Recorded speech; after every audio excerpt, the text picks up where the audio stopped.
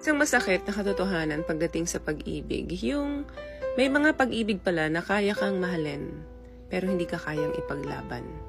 Yung aminin natin minsan sa buhay natin, dumarating talaga yan na kaya nating mahalin or mahal natin yung isang tao, pero hanggang dun lang.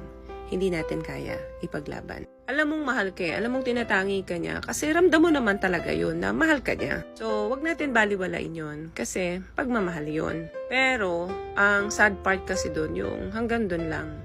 I will love you, but I will not fight for you. Sobrang sakit nun, no? Yung hindi niya man sinasabi sa words, pero naipapakita niya sa'yo sa actions. Or mas masakit, with actions and with words. Kasi syempre, ina-expect mo talaga na once yung tao mahal ka, kayang-kaya ka ipaglaban. Gagawin niya lahat para sa'yo.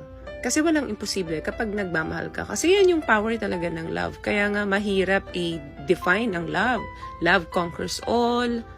Very magical.